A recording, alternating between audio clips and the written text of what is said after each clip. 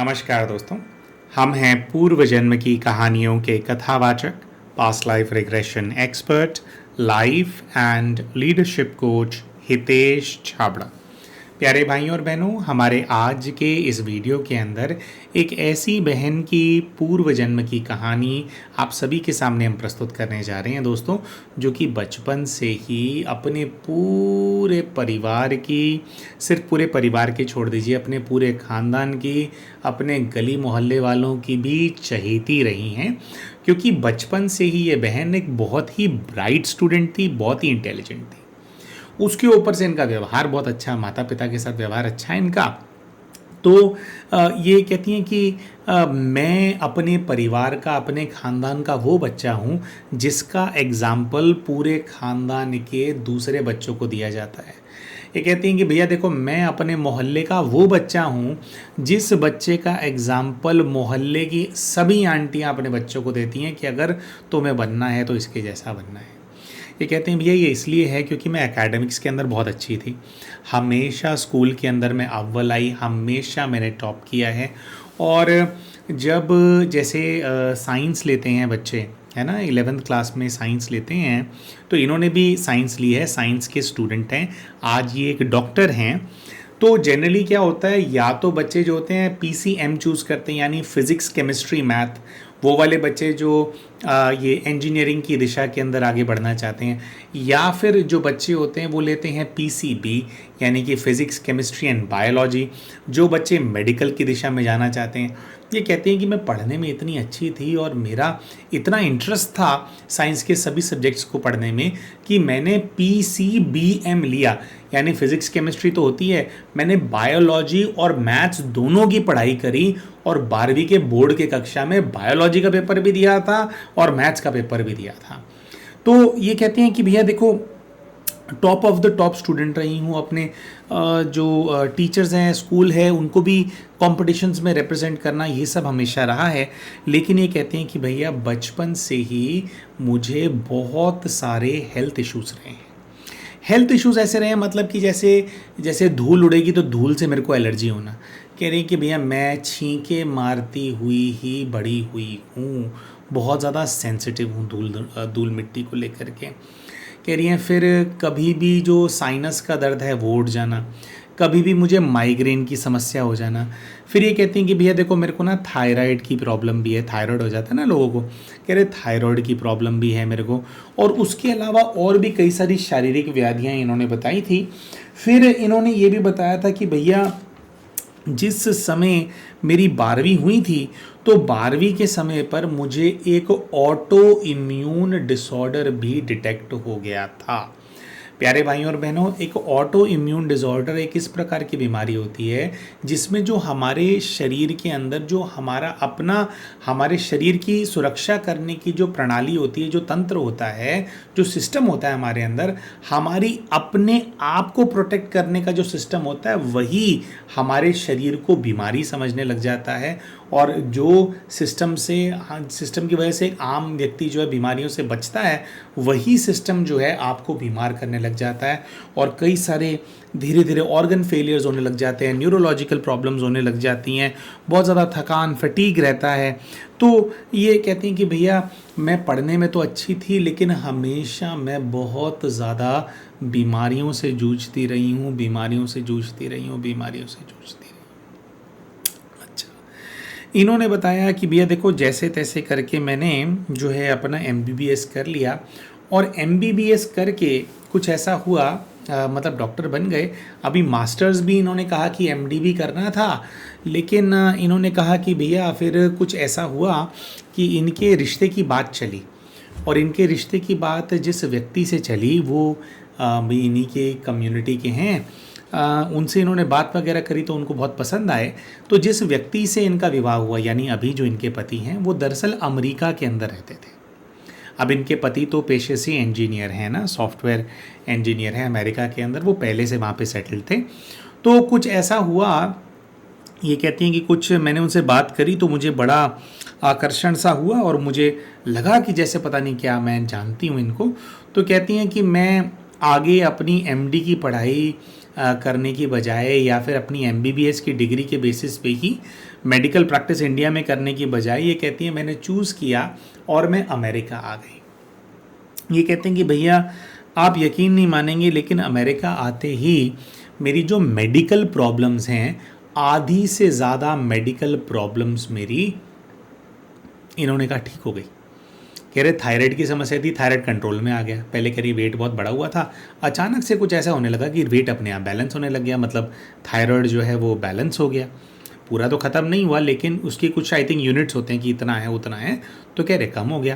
कह रहे जो मुझे एलर्जी होती थी, जो मैं छींकें मारती रहती थी और छींकों से मैं परेशान रहती थी, साइनस हो जाता था, कह रही हैं वो अमेरिका आने के बाद भैया, कह रही मेरे विवाह होने के बाद वो मुझे हुआ ही नहीं है। कह रही छींक क्या होती है, यहाँ पे तो सर्दी बहुत पड़ती है जहाँ मैं रहती हूँ, कह रही इस कड़कती सर्दी में मेरे को साइनस नहीं हुआ, मैंने छींक नहीं मारी। अच्छा, और भी कई सारी इनकी व्याधियाँ, ऑटो इम्यून डिजीज एक बार हो गई तो हो गई, लेकिन उसके वजह से जो कॉम्प्लिकेशंस होते थे, जो थकान इनको लगती रहती थी, बार बार थक जाती थी, बार बार थक जाती थी, तो कह रही है वो भी होना बंद हो गया। तो कहते हैं कि अब जो मुझे मेडिकल प्रॉब्लम्स है ना भैया, वो मेडिकल प्रॉब्लम्स केवल कागज़ों में हैं, असली में मेरी बॉडी के अंदर मैं वो मेडिकल प्रॉब्लम्स को इतना ज़्यादा फील नहीं करती हूँ, बस एक आधी गोली खाती हूँ दिन की और मैं बिल्कुल फिट रहती हूँ।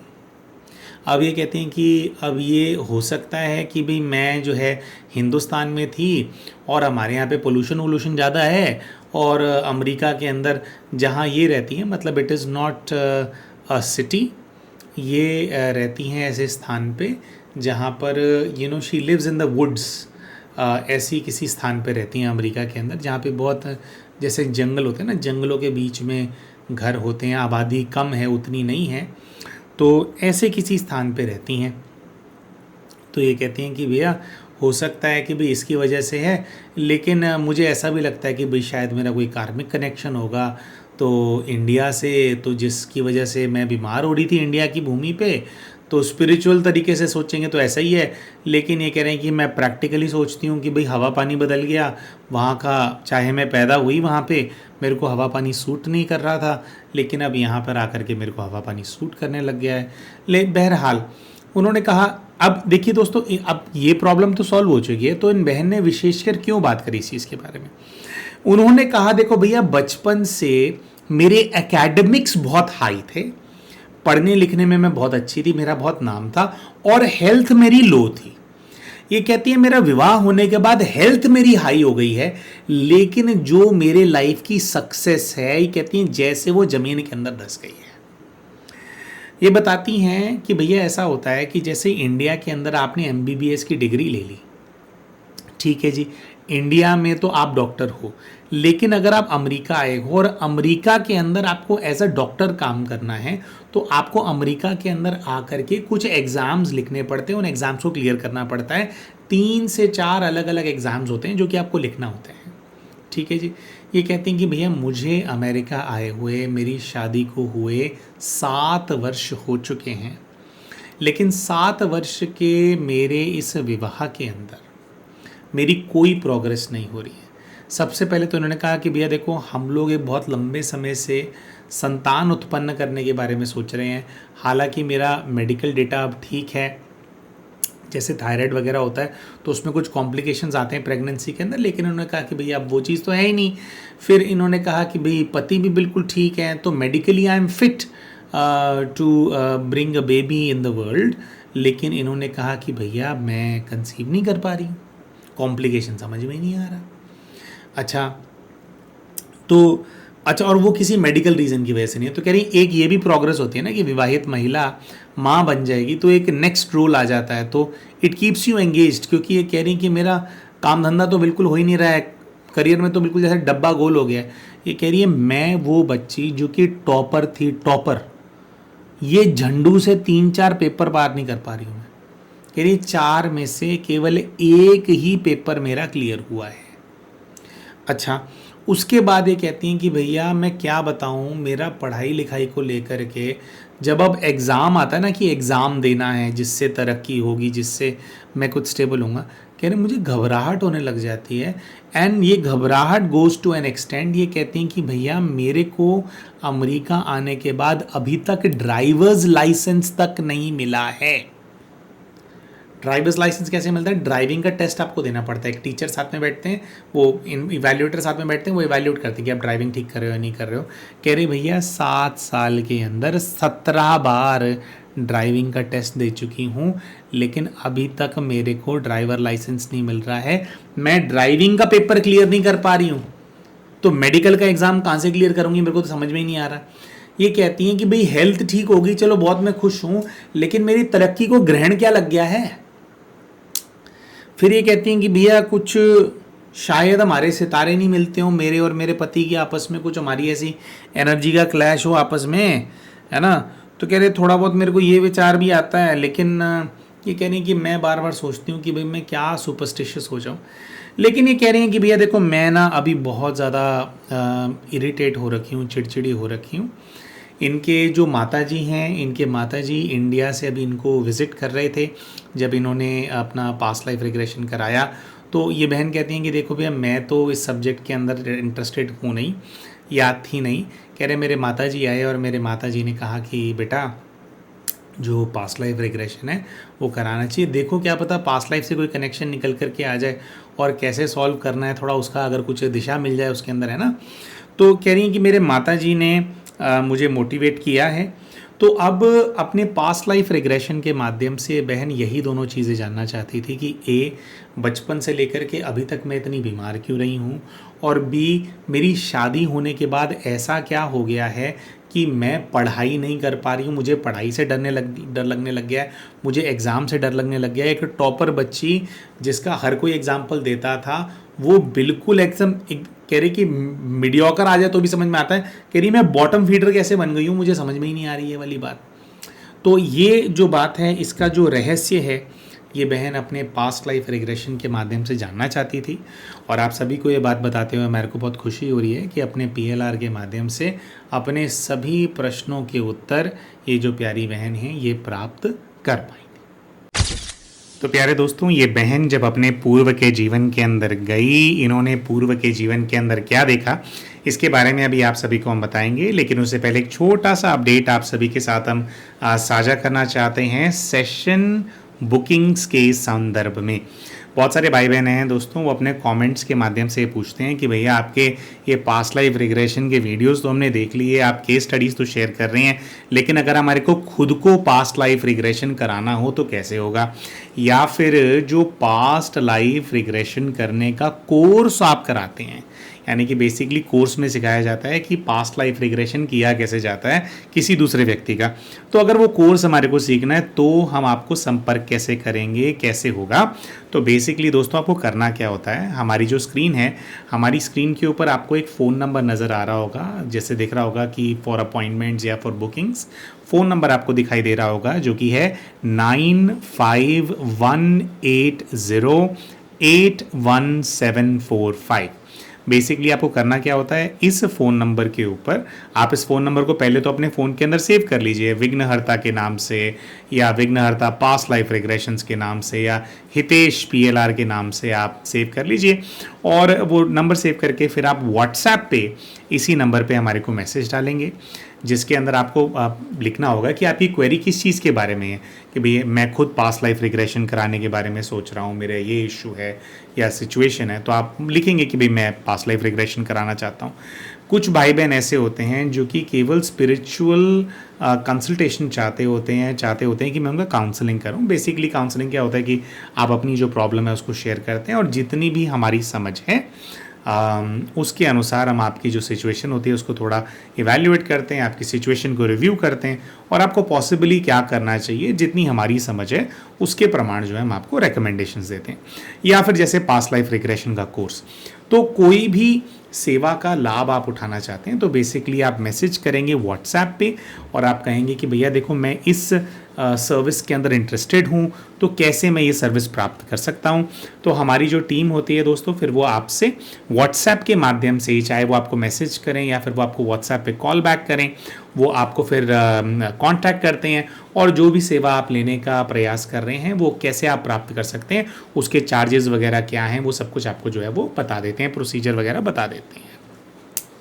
आप सभी को बस हम ये बताना चाहते हैं प्यारे भाइयों और बहनों कि ये जितने भी पास्ट लाइफ रिग्रेशन के केस स्टडीज़ हम पोस्ट करते हैं या फिर आध्यात्मिक समाधान के जो केस स्टडीज़ हम पोस्ट करते हैं जिसमें काउंसलिंग्स में जो डिस्कशंस होते हैं उनको आपके साथ शेयर करते हैं फॉर लर्निंग, या जो कोर्स हम कराते हैं, हमारी जितनी भी सेवाएं हैं वो हम केवल और केवल ऑनलाइन ही प्रदान करते हैं। हमारे चैनल के ऊपर 200 से ज़्यादा पास्ट लाइफ रिग्रेशन के केसेस को हम पोस्ट कर चुके हैं। ये सभी केसेस जो हैं, इन सभी के अंदर जो सेशंस हैं वो ऑनलाइन ही किए गए थे। और बस हम ये बता दें कि PLR में ऐसा नहीं होता कि आप हमारे साथ वीडियो कॉन्फ्रेंसिंग पे आएंगे तो हम आपको देख करके बता देंगे ऐसा हुआ था पास्ट, वैसा हुआ था। ऐसा नहीं होता है, पूरा प्रोसीजर होता है। आपको गहरा ध्यान कराया जाता है, कई सारे मेडिटेटिव टेक्निक्स होती हैं, उनको यूज़ करके आपको ट्रांस की अवस्था में भेजा जाता है और आपका जो पास्ट लाइफ होता है या जो भी आपका कनेक्शन होता है आपकी प्रॉब्लम से, वो आपको खुद नज़र आता है। आप हमें बताते हैं कि मैं ये देख रहा हूँ, मैं वो देख रहा हूँ, अब ये कनेक्शन है, वो कनेक्शन है। तो एक सेशन के अंदर कई जो प्रॉब्लम्स हैं उनको लेकर के PLR किया हम कर पाते हैं एंड देन आपकी हेल्प की जा पाती है। तो अगर आप किसी भी सेवा का लाभ उठाना चाहते हैं तो एक बार दोबारा से हम नंबर बता देते हैं।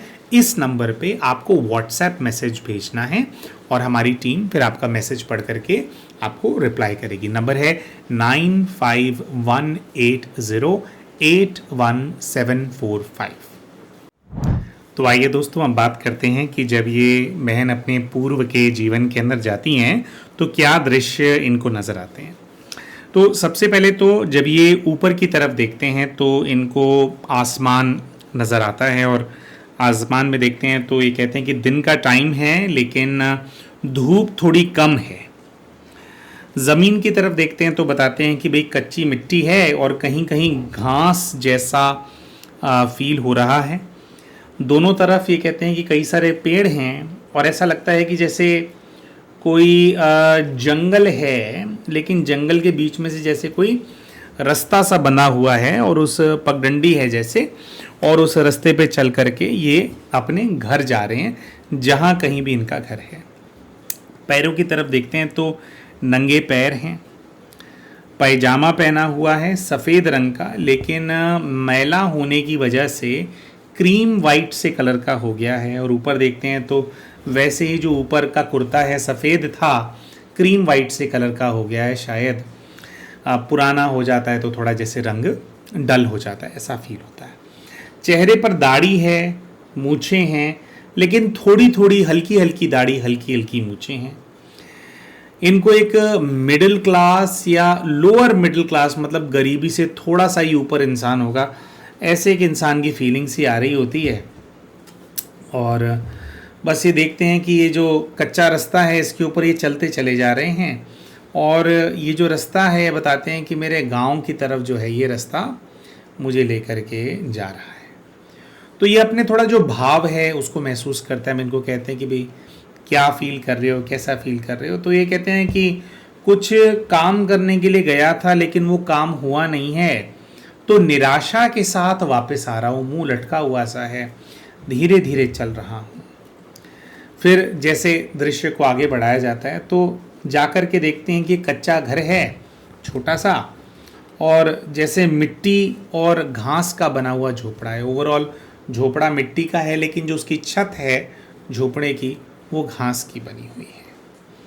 घर के अंदर जब ये जाते हैं तो कहते हैं कि घर के अंदर एक औरत रहती है और जो औरत इनको घर के अंदर नज़र आती है ये कहते हैं कि she is wearing a shirt with choli. ऊपर शर्ट नुमा उन्होंने कपड़ा पहना हुआ है, मतलब जैसे जनरली ऊपर बहनें होती हैं तो ब्लाउज़ पहनते हैं साड़ी के साथ, तो ऊपर जैसे पूरी जैसे शर्ट ही पहन रखी है। ये भी पहरावा होगा माताओं बहनों का। ऊपर शर्ट टाइप पहनी हुई है, उसमें कॉलर भी बना हुआ है और नीचे जो है चोली पहनी हुई है। लाल रंग की चुन्नी जो है उनको ओढ़ा हुआ है और ये जो शर्ट और जो चोली का उनका कॉम्बिनेशन था ये पीले और हरे रंग का है और सर पे लाल रंग की जो चुन्नी है वो है। तो ये कहते हैं कि overall ghagra choli type dress जो है मुझे फील हो रही है।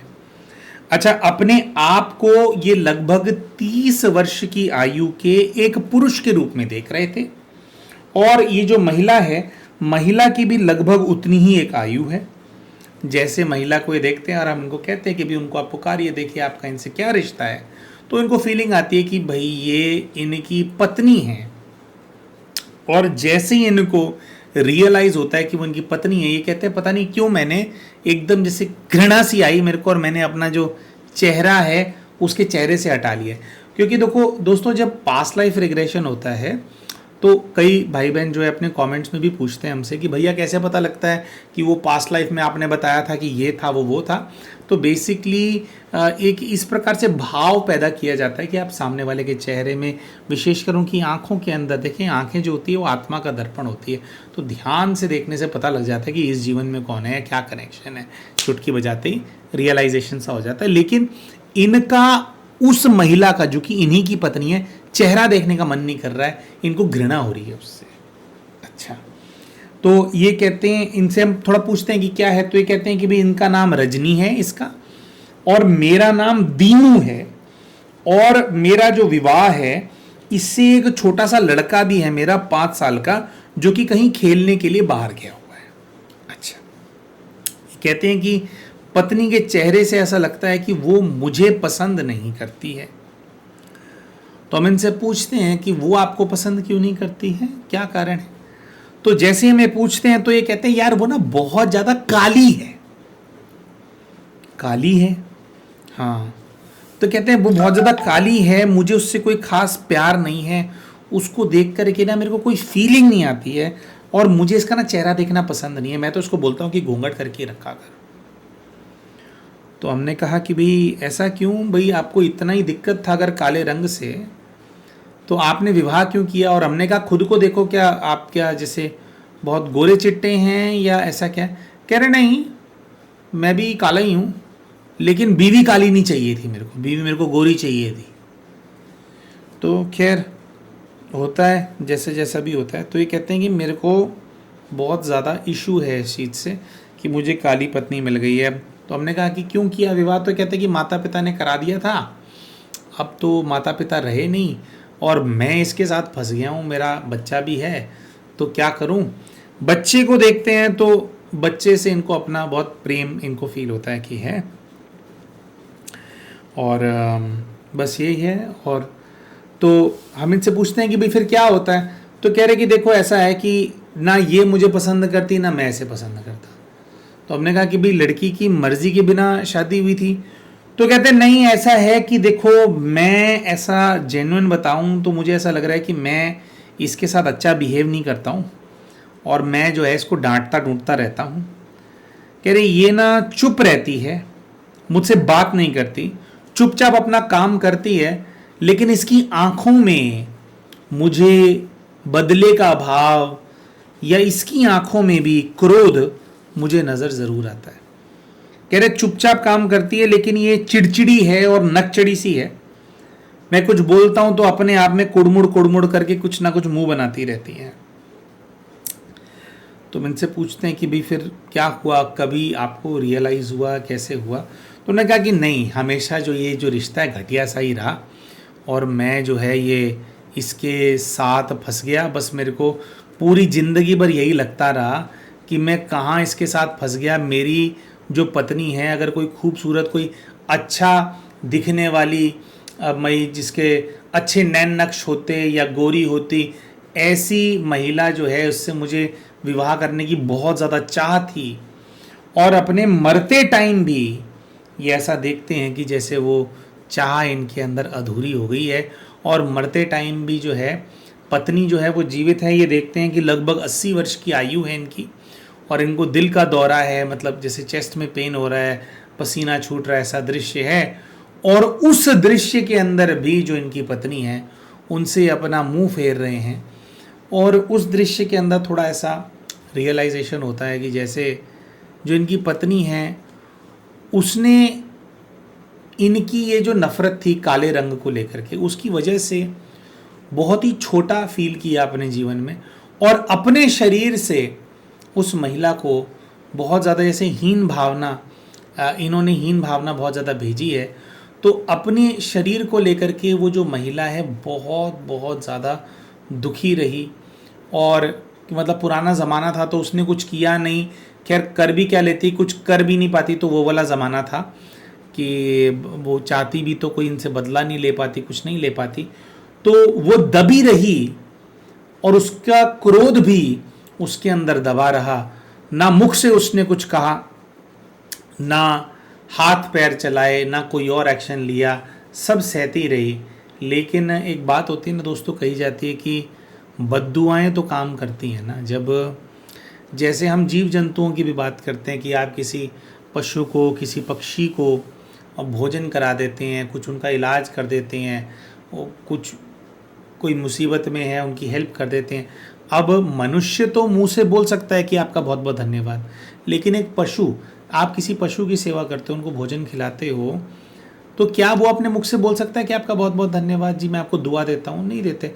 लेकिन किसी को बहुत तेज़ भूख लगी हो और आपने ऐसी व्यवस्था कर दी हो जिससे उनकी भूख शांत हो जाए, उनको तृप्ति मिल जाए, तो वो जो तृप्ति की भावना उनके अंदर पैदा होती है, उसी से ही अपने आप दुआ मिल जाती है, अपने आप जो है आपके कल्याण के प्रति जो है उनकी एनर्जी काम करती है। इसी प्रकार से इन्होंने देखा कि 80 वर्ष की आयु में होकर के इनकी मृत्यु हो रही है, लेकिन तब भी इनके द्वारा सामने इनकी आंखें इनकी पत्नी को ये कह रही है कि तेरा जो शरीर है वो बहुत ही ज़्यादा गंदा है, मुझे नफरत है इससे।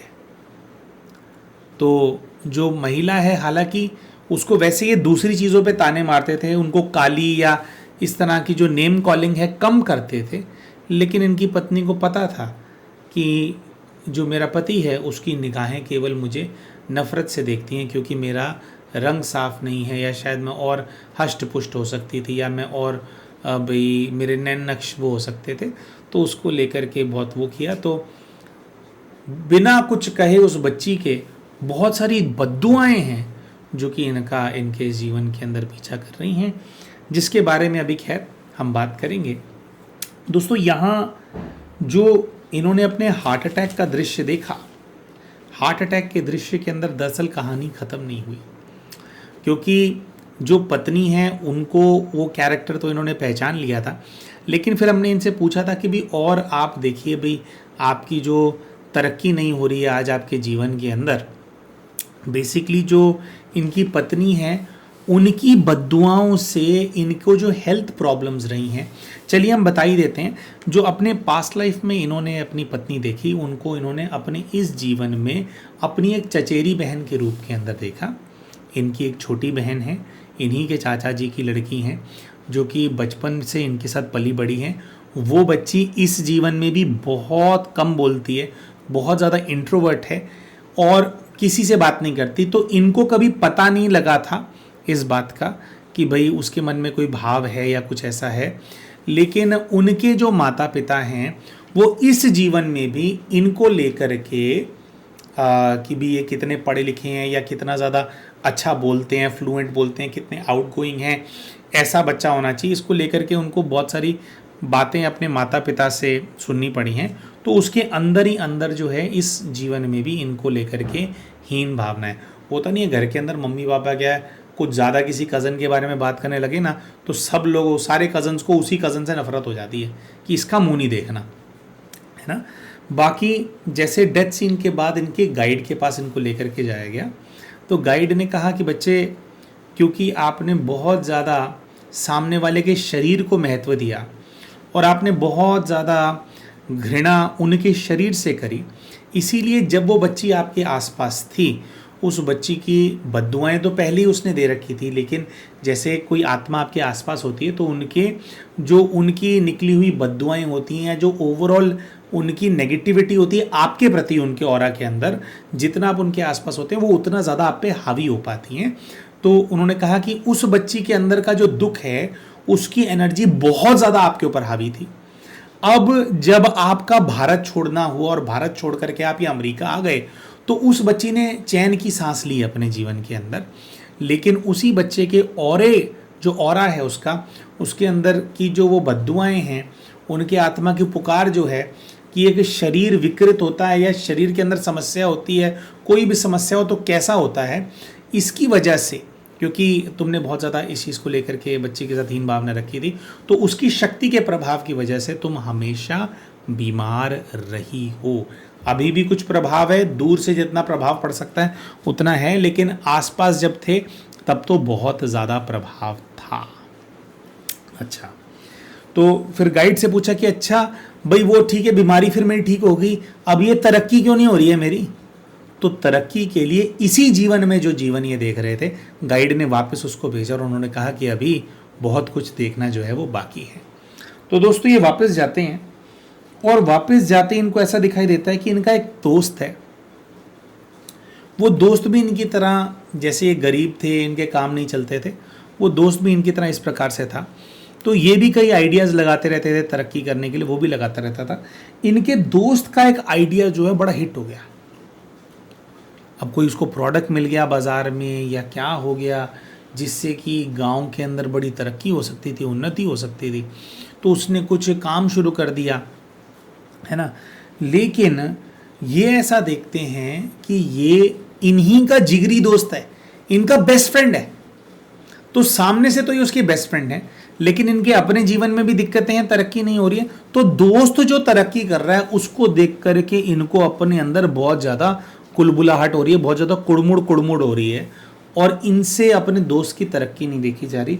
तो ये क्या करते हैं, ये उसके पीछे से लोगों के पास जाते हैं जिन लोगों से उस दोस्त को काम मिलना है, और उन लोगों को इसके खिलाफ भड़काते हैं। तो हमने इनसे पूछा कि दोस्त को पता है? तो ये कहते हैं कि दोस्त को नहीं पता, और कभी उसके जीवन के अंदर जो दोस्त है उसको ये बात नहीं पता चली कि जो दोस्त है उसके खिलाफ जो है भड़काया जा रहा था। मतलब जो बाकी के जो लोग हैं उसके खिलाफ बाकी के लोगों को मैं भड़काता था, ये मेरे दोस्त को कभी नहीं पता लगा।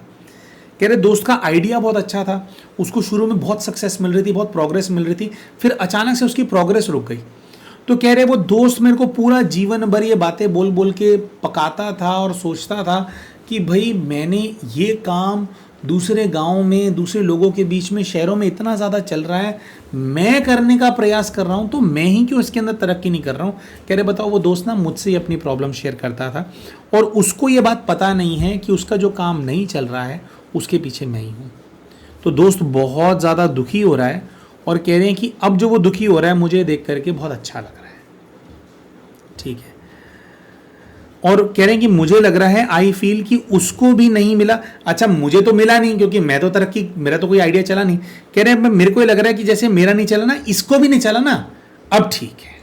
अच्छा ठीक है, तो जैसे इन्होंने बताया कि भाई उसको ये तो पता नहीं है कि मेरी वजह से उसका काम नहीं चला है, लेकिन वो बहुत ज़्यादा दुखी रहता है। और कह रहे हैं जब वो दुखी रहने लग गया बहुत ज़्यादा ना, मुझे बहुत ज़्यादा पकाता था, फिर मैं उससे थोड़ा दूर रहने लग गया हूँ।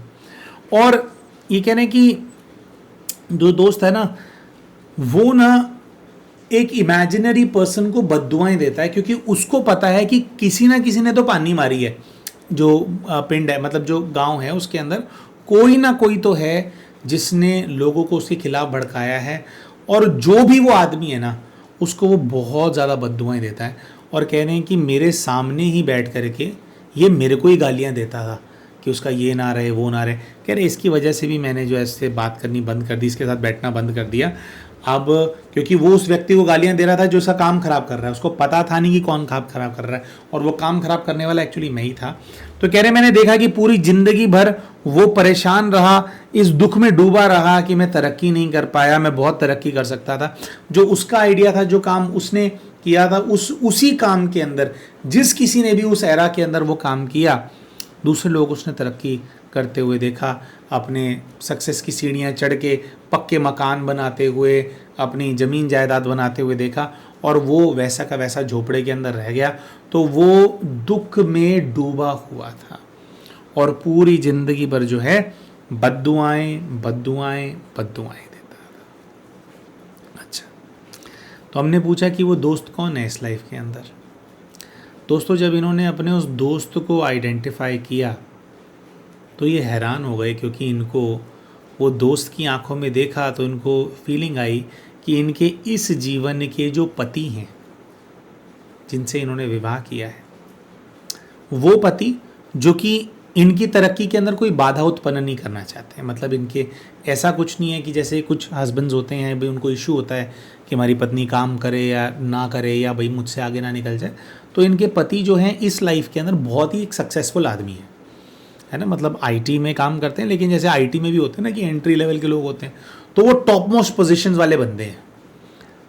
और वो कहते भी हैं कि भाई तुम भी करो, कोई बात नहीं। कह रही मुझे मोटिवेट भी करते हैं, लेकिन न्यूट्रल भी रहते हैं। तो फिर वापस इनके गाइड के पास लेकर के जाया गया। तो गाइड ने कहा कि बच्चे, यही वो बच्चा है जिसकी तरक्की आपने होने नहीं दी थी, और इस बच्चे को पता ही नहीं था।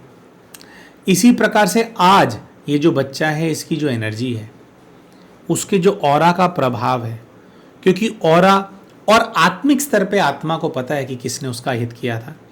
भौतिक स्तर पे चाहे ना पता हो, जैसे भौतिक स्तर पे पिछले जीवन में भी नहीं पता था, तो अब इस बच्चे का जो ऑरा है, इसके अंदर से निकली हुई जो पूर्व जीवन में जो बद्दुआएं इसने पूरे जीवन भर दी हैं, क्योंकि आप इस बच्चे के ऑरा के आसपास हो, वो सारी बद्दुआएं अब आपके ऊपर हावी हो गई हैं। तो आप तरक्की क्यों नहीं कर पा रहे हो अब? क्योंकि आप आपके पति के साथ मैरिड हो। तो अब इसका सॉल्यूशन क्या है दोस्तों? तो गाइड जो हैं उनसे इसका सॉल्यूशन पूछा गया। तो सॉल्यूशन तो गाइड ने ये बताया कि बच्चे देखो, आपके केस के अंदर तो आप एक बहुत ही ज़्यादा घृणा से भरे हुए इंसान थे, एक ऐसा इंसान जो दूसरों को गिरा करके खुश था। अब जो है, ये जो बच्चे हैं, इनकी तरक्की हो, इनका अच्छा स्वास्थ्य हो, ये अपनी लाइफ में और तरक्की करें, और आपको उससे कुछ मिले या ना मिले आपको फ़र्क ना पड़ता हो।